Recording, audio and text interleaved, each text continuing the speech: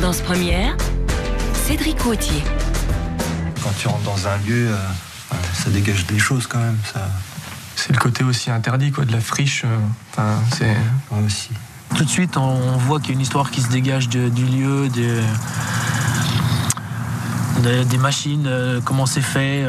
Donc on se pose plein de questions, on marche, on regarde, tiens, il y a ça, à quoi ça servait, machin, nanana. Et puis après, ça donne envie d'y retourner pour voir, parce qu'il y a une multitude de salles, d'étages, de niveaux, de souterrains. Voilà pour nous mettre dans l'ambiance de l'exploration urbaine avec cette interview de Jérémy Badet et Nicolas Barre, deux explorateurs urbains qui étaient interrogés dans un documentaire Regard croisé sur le lavoir, à propos du lavoir des Chavannes en France, documentaire de Bertin Aka-Doxan. Et c'est vrai que ça nous plonge directement dans le vif du sujet, dans l'ambiance aussi de ce qu'est l'exploration urbaine. L'urbex, un phénomène qui prend de plus en plus d'ampleur. Et pour en parler, on a invité deux photographes aujourd'hui, deux explorateurs urbains. Sylvain Margaine, bonjour. Bonjour. Et puis Gilles Durvaux, bonjour. Bonjour. Alors tous les deux, vous pratiquez cet art depuis quelques années maintenant. Vous faites partie donc de cette communauté qui devient de plus en plus importante. Les explorateurs urbains se multiplient un petit peu, un peu partout en Belgique, en Europe, avec parfois d'ailleurs des problématiques qui sont évoquées par certains. On va y revenir. Sylvain Margaine, on posait la question tout à l'heure à Maxime Dumoulin, c'est quoi l'urbex ? On ne sait pas très bien. Alors l'exploration urbaine ou l'urbex, c'est quoi très concrètement ? Alors, pour moi, vous demanderez à chaque personne qui pratique, il aura sa propre définition. La mienne, c'est une activité qui revient à documenter des endroits où l'humain n'est pas censé se trouver. Donc ça peut être des friches, ça peut être des constructions, des infrastructures techniques, ça peut être monter sur escalader des bâtiments. Tout ça dans un but... documentaire premièrement et ensuite artistique parce que on peut montrer que ce qui est pas fait pour être vu peut être aussi beau, esthétique. Ouais. Et si on veut bien se rendre compte un petit peu de l'atmosphère de vos photos, on peut aller faire un petit tour sur votre site internet www.forbidden-places.net et c'est là on va retrouver quelques-uns des clichés parce que ça fait des années que vous pratiquez l'exploration urbaine en Belgique mais aussi partout dans le monde et c'est vrai qu'il y a des ambiances bien différentes. Ambiance bien différente aussi avec votre travail, postindustriel.be. Gilles, là aussi, c'est votre travail de photographe qui est mis en avant. Quand Sylvain disait des lieux où l'homme n'est pas présent, ce sont quoi ? Toujours des lieux abandonnés dans lesquels vous rentrez ? Presque exclusivement, oui, ce sont des lieux abandonnés. Parfois, ce sont des lieux, je dirais, semi-abandonnés. Donc là, il y a aussi une part de clandestinité qui est toujours là quand on essaie d'y aller. Ce sont des lieux, quand on dit que l'humain n'est pas présent, si l'humain il a été présent dans ces endroits-là, il a même, je dirais, été présent massivement parce que, moi, je photographie souvent l'industrie lourde et donc ce sont toujours des endroits où il y avait parfois 2 ou 3 000 personnes qui travaillaient, voire plus. Moi, ce qui me frappe toujours là-dedans, c'est que l'humain n'y est plus, mais sa présence, elle est quand même encore assez présente. C'est-à-dire ? Puisqu'on est en radio, donc c'est compliqué, même si sur Rovio, on peut voir autour de nous quelques-uns des clichés qui sont pris par vous deux. Mais en quoi est-ce que la présence humaine est encore là, dans ces lieux ? Les traces que les ouvriers ont pu laisser, que les travailleurs ont pu laisser, des bottes abandonnées, des chaussures, des gants, des casques, des vestiaires où on trouve encore des choses. Enfin il y a toujours des choses qui, à gauche, à droite, dans une usine, se trouvent là et qui ont été laissées par des ouvriers comme si c'était hier. Alors tous les deux, j'ai eu l'occasion de vous suivre dans votre travail d'exploration urbaine pour voir un petit peu ce que c'était que l'exploration urbaine. Et c'est vrai que ce qu'il y a d'assez marquant dans toute une série de lieux, c'est que on a l'impression qu'ils ont été abandonnés 2-3 jours avant ou 1 mois auparavant. Il y a encore énormément de traces, de choses du passé qui sont là. Alors qu'on pourrait se dire, tiens, des lieux abandonnés, ils sont vides. Pas du tout. Sylvain. En effet, c'est ça qui fait, comme disait Gilles, partie intégrante de l'intérêt de la discipline, c'est pouvoir reconstituer la trace comme ça. Alors effectivement, on se sent un peu comme quand on pénètre, peut-être quand les archéologues pénétraient dans un tombeau égyptien, toute proportion gardée. C'est-à-dire que c'est une faillite, souvent pour un lieu résidentiel, ça va être un problème d'héritage. Et les gens sont partis du jour au lendemain, soit une expulsion, soit la fermeture. Et donc oui, tout a été figé dans son jus. Et c'est vrai que parfois, c'est un peu une machine à remonter le temps. On peut se retrouver 10, 20, 30 ans en arrière avec du mobilier, comme disait Gilles, des outils, des annotations. Moi, quelque chose qui me frappe beaucoup et que j'ai retrouvé un peu partout, c'est dans les hôpitaux abandonnés.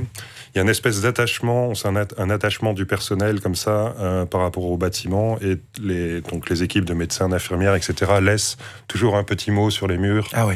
Voilà, après 25 ans ensemble, nous devons te quitter, comme vraiment en personnifiant l'hôpital, et ça rend cette ambiance palpable aussi de présence humaine, et ça fait vraiment partie de la discipline. Ouais. Aujourd'hui, vous avez poussé les portes de combien de lieux, Sylvain, à travers le monde? Eh bien, je ne suis pas très ordonné dans mes photos, mais ce serait quelques centaines. Ouais.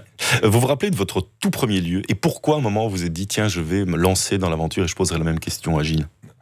Tout premier lieu, moi, je pense que ça a commencé tout gamin, quoi. Hein. Je viens du sud de la France, un milieu un peu rural, peu industriel. En tout cas, il y avait une industrie très ancienne, l'industrie lainière des Pyrénées, et donc voilà, on est dans des gamins, 10-12 ans, on va jouer à se faire peur, on va rentrer dans ces bâtiments, ces usines, ces petits manoirs, et puis je pense que le goût a été pris à ce moment-là. C'est devenu une démarche plus photographique, documentaire, artistique, bien plus tard, mais je veux dire, la graine a été plantée à ce moment-là. Quoi. Ouais. Gilles, vous, la graine?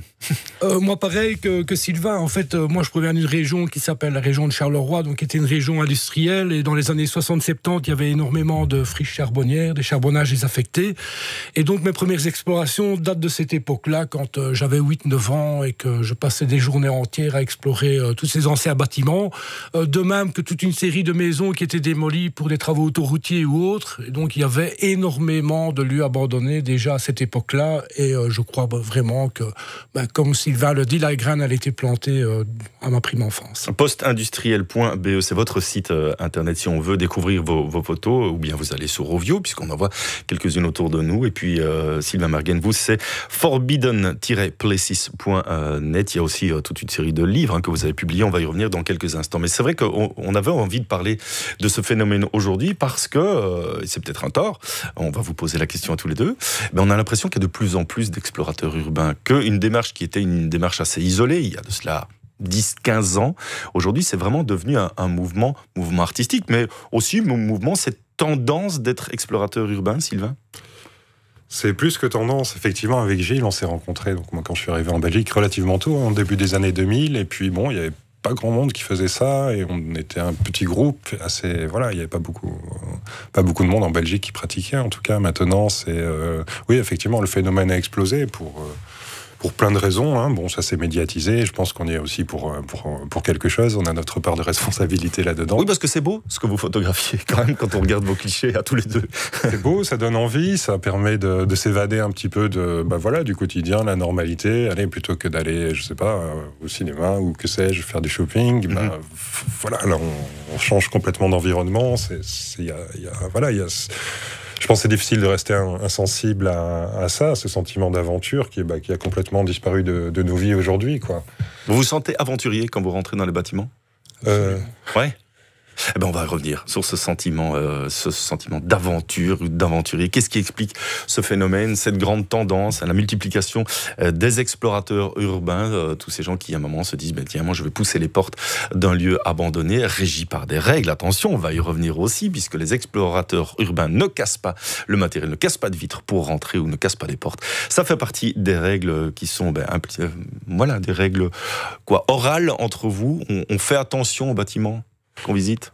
Oui, ce sont des règles qui ont été, on va dire, énoncées il y a une vingtaine d'années, 25 ans, au début d'Internet, et par un des pionniers qui avait un peu formalisé tout ça en regardant ce qui se faisait autour de lui. Et puis bon, c'est de manière tacite, ça se propage dans le milieu. Après, c'est plus ou moins bien suivi. Évidemment, plus il y a de monde qui le fait, moins c'est suivi. Mais bon, effectivement, la règle, c'est de pas laisser de traces et pas d'effraction. On n'est pas des vandales. On est là aussi avec un certain respect du lieu qu'on visite. Et donc, on essaye que notre passage soit anonyme. Moi, ce qui, ce qui caractérise ma démarche, c'est toujours la discrétion. Donc c'est toujours d'essayer de rentrer là-dedans incognito, de ressortir incognito, d'y être même incognito, donc c'est-à-dire de ne pas faire de bruit, de ne pas s'exposer à l'extérieur des bâtiments, de toujours rester à l'intérieur des bâtiments, et donc vraiment de laisser le minimum de traces. Donc finalement, c'est plus une question d'éthique qu'une question de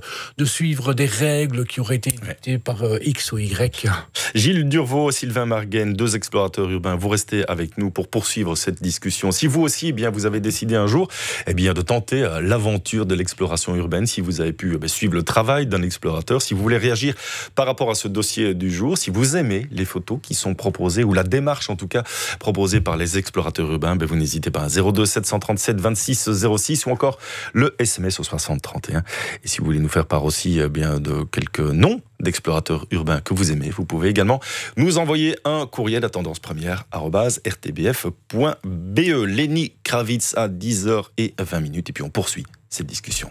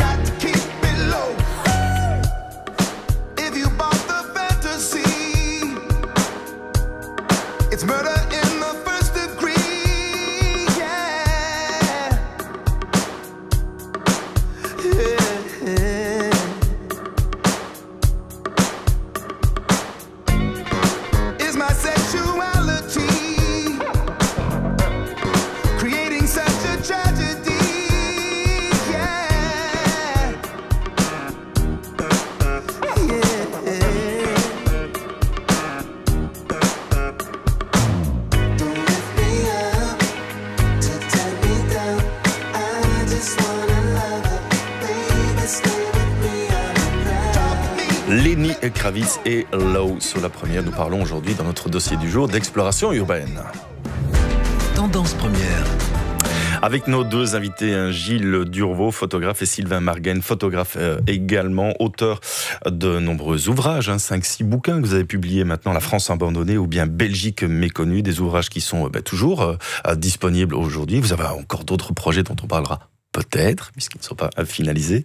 Forbidden-places.net, ça c'est votre site internet, Sylvain, et puis postindustriel.be, c'est le vôtre, Gilles Durvaux, si vous voulez vous plonger dans l'exploration urbaine, dans les clichés de nos 2 invités. C'est assez rigolo parce que pendant qu'on écoutait Lenny Kravitz, vous vous rappeliez de vos débuts, et des réflexions aussi de vos amis, de vos proches qui disaient « Mais qu'est-ce que tu trouves de beau là-dedans ?» Gilles Durvaux, ça vous l'avez entendu à de nombreuses reprises. Je l'ai entendu. Et photographier des lieux abandonnés. On ne comprenait pas ça il y a 15 ans.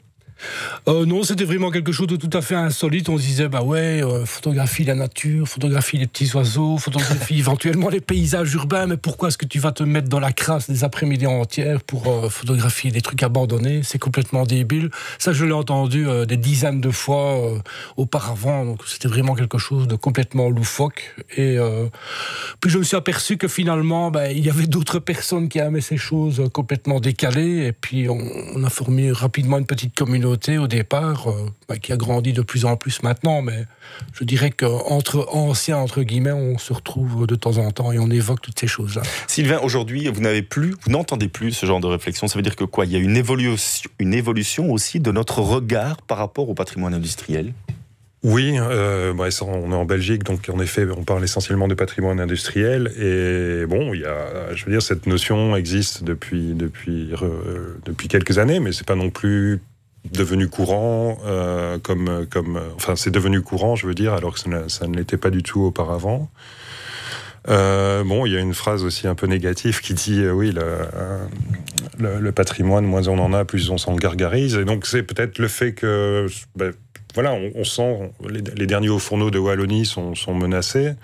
Il en reste quoi, deux debout, je pense. Donc allez, et bon, c'est pas gagné qu'il soit sauvé. Donc il faudrait garder un témoignage quand même. Il faudrait qu'il y en ait au moins un ou deux qui soient sauvegardés pour perpétuer ce souvenir quand même d'une activité. Oui, c'est parce que ça fait partie intégrante de notre histoire. Et bon, d'ici, effectivement, on ne s'est pas tout gardé. Il y avait trop. Ça, je suis tout à fait d'accord. Mais bon, si on regarde nos voisins allemands, eux ont fait ça très bien dans des bonnes proportions et de manière interactive, ludique. Ils ont réaménagé comme ça tout le long du bassin de la Roure toute une série de sites. Ça s'appelle la route de l'industrie qu'on peut visiter. Et bon, je veux dire, pour les nouvelles générations qui n'ont pas connu ça en train de fonctionner, ça peut déjà donner une idée de comment ça pouvait être, parce que là, ce sont vraiment des cathédrales d'acier. Gilles Durvaux, est-ce que parfois, quand vous rencontrez des travailleurs de tous ces sites que vous avez visités, vous avez un échange de vues, des souvenirs qui ressortent et une émotion aussi que vous retrouvez chez ces travailleurs quand ils voient vos clichés?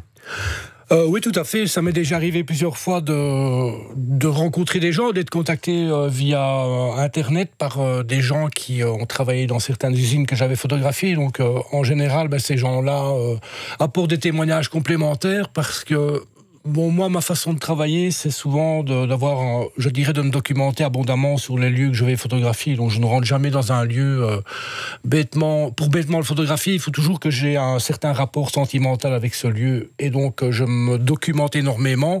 Et donc, quand il y a des travailleurs qui apportent des témoignages complémentaires, qui apportent du vécu par rapport, je dirais, à tout ce qui a été écrit, évidemment, c'est un plus. Et donc, moi, j'aimerais bien revenir justement aussi sur cet aspect patrimonial en disant que ici, en Wallonie, tout du moins, on n'a pas tellement conscience de la valeur du patrimoine industriel. Le patrimoine industriel... Toujours pas, aujourd'hui? Toujours pas, disons que maintenant, ça commence à percoler petit à petit dans la tête des responsables, mais il a fallu énormément de temps, alors que dans d'autres pays comme l'Allemagne ou le Luxembourg, notamment, on est arrivé, à avoir une conscience très tôt de la valeur de ce patrimoine industriel. Et ici en Wallonie, toujours pour des coûts financiers ou autres, toujours pour un manque d'intérêt, un manque de conscience, il n'y a pas, beaucoup de choses qui ont été entreprises par rapport aux autres pays. Oui. Sylvain Marguenne, on le disait, ce phénomène d'exploration urbaine, il prend de l'ampleur, de plus en plus d'ampleur.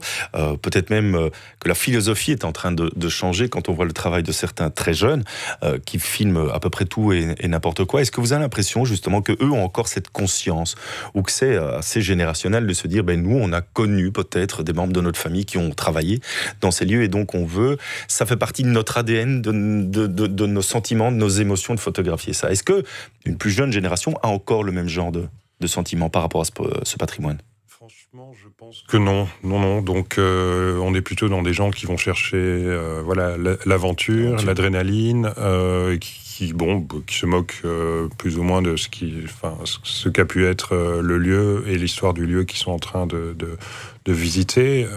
C'est plus des visites sensationnelles, je dirais, moins basées sur la recherche, la documentation, mais aussi parfois les témoignages. Et ça, je voudrais juste rajouter que moi aussi, ça m'arrive d'être contacté comme ça.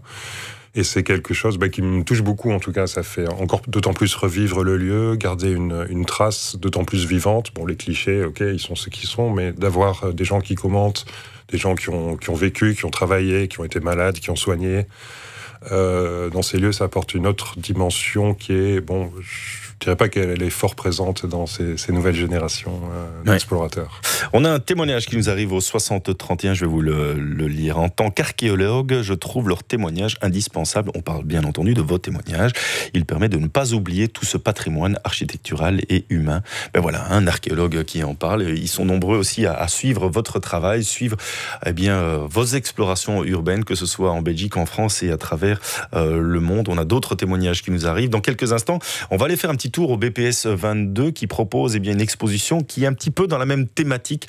Exposition d'un collectif Suspended Spaces avec là aussi un travail de mémoire et d'archives, même si ce ne sont pas toujours dans des lieux abandonnés. On poursuit en musique. Renan Luce, Les Voisines, avant d'aller faire un petit tour au BPS 22 02 737 26 06 si vous voulez nous poser des questions ou nous faire part de vos témoignages. Le SMS 7 au 60 31 comme tous les jours. J'ai toujours préféré aux voisins les voisines dont les ombres chinoises ondulent sur les volets. Je me suis inventé un amour pantomime où glisse en or et noir tes bas sur tes mollets. De ma fenêtre en face, je caresse le plexiglas. Je maudis les techniciens dont les stores vénitiens découpent dans tranche la moindre pervenche déjà pillée. Préféré aux voisins les voisines. J'ai toujours préféré aux voisins les voisines.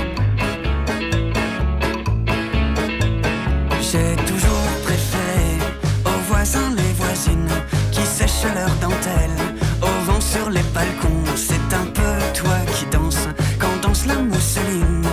Invité au grand bal de tes slips en coton. De ma fenêtre en face, je caresse le plexiglas. Je maudis les méninges, inventeur du sèche-linge. Plus de lèche, vitrine à sécage, poitrine que tu séchais.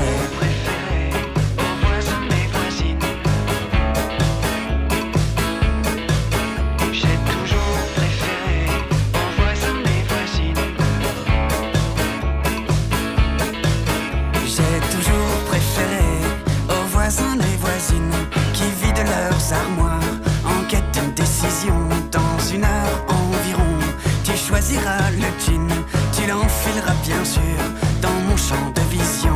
De ma fenêtre en face, je caresse le plexiglas. Concurrence déloyale de ton chauffage central. Une buée et danse interrompt ma transe, puis des épais rideaux et c'est la goutte d'eau. Un ravalement de façade me cache ta palissade. Une maison de retraite construite devant ma fenêtre sur un fil par centaines, sèche d'immenses gaines. Les Voisines, Renan Luce sur la première. On parle d'exploration urbaine d'Urbex et on va aller faire un petit tour au BPS 22. 10h midi. Tendance première. Tout à l'heure, sur la première. Un jour dans l'info. Hélène Maquet. 6 mars 1987, il est 21h. Sur les plages de Zeebrugge, il fait nuit. Au loin, des lumières bleues rouges. Les sirènes des ambulances retentissent. Des hélicoptères font des allers-retours vers la mer. Des bateaux convergent vers la sortie du port. Un ferry vient de s'échouer au large de Zeebrugge. Un jour dans l'info, des histoires et des archives. Une série d'été tous les jours à 8h40 et 13h45 sur la première. Et 24h sur 24 sur RTBF Ovio. La 2, en télé. Pour la première fois, un événement multisport va mettre à l'honneur cette discipline. Athlétisme, gymnastique, cyclisme, aviron, triathlon, natation et golf. 10 jours de compétition acharnée où nos athlètes belges pourront prouver leur valeur. Les championnats européens Glasgow-Berlin 2018 dès ce vendredi 3 août en direct sur la 2. Tendance première, Cédric Wautier. C'est un endroit super sombre, super glauque. Il y a vraiment très très peu de couleurs, quoi. Tout est un peu homogène, quoi. C'est une structure en métal, tout se ressemble, il y a des passerelles dans tous les sens. Donc voilà, moi j'essaye vraiment de faire ressortir vraiment les petites touches de couleurs en fait, qui ressortent un peu du tas, quoi. Faire ressortir plus une ambiance. Des fois quand tu rentres dans des pièces, il y a un petit truc qui se passe. Un petit truc qui se passe extrait de ce documentaire, un regard croisé sur le lavoir des Chavannes en France, avec l'interview et le témoignage de 2 explorateurs urbains, Jérémy Badet et Nicolas Barre. Nous, on en a 2 autres en studio pour évoquer cette discipline, l'urbex, c'est Sylvain Margaine et Gilles Durvaux. Je vais revenir sur votre travail dans quelques instants, mais j'avais envie d'aller faire un petit tour au BPS 22 pour l'instant. Bonjour Dorothée Duvivier. Bonjour. Alors, il se passe pas mal de choses, évidemment, comme d'habitude, au BPS 22, et une exposition, entre autres, exposition consacrée à un collectif d'artistes, Suspended Spaces. On est un peu dans le même genre, à la fois de recherche de témoignages avec ce collectif, hein. Voilà, donc ce Suspended Spaces, donc c'est un collectif qui en effet est intéressé par toutes sortes de sites historiques, de lieux historiques qui sont délaissés, abandonnés et dont le devenir a été empêché, pour différentes raisons de conflits politiques, économiques, historiques. Sauf que ce ne sont pas seulement des explorateurs ou des photographes, ce sont non seulement des artistes plasticiens, mais aussi des chercheurs avec des compétences diverses, autant des architectes que des anthropologues, des philosophes, des sociologues, des historiens de l'art et j'en passe. Ouais. On va aller voyager avec eux à Famagusta, une ville fantôme à Chypre. On va aussi partir du côté du Liban, à Tripoli, sur le site inachevé de la foire internationale d'Oscar Niemeyer. Il y a plein de lieux à découvrir. Qu'est-ce qui est présenté au BPS? Des photographies ou plutôt le travail réel de ce collectif? Donc, il y a de la photographie, puisque à l'intérieur du collectif, il y a des artistes plasticiens qui sont photographes, mais il y a aussi des vidéos, des documents d'archives, des installations, de la sculpture. Donc c'est vraiment très, très, très varié. Il n'y a pas uniquement de la photographie, en fait, puisque chaque artiste, faisant partie du collectif, a une pratique personnelle, individuelle, et donc intervient sur ces lieux empêchés selon sa pratique, en fait, sa pratique personnelle. Il y a par exemple des artistes qui ont passé un peu de temps sur des sites, ils ont été en résidence, et ils viennent nous montrer le travail qui est issu de cette résidence.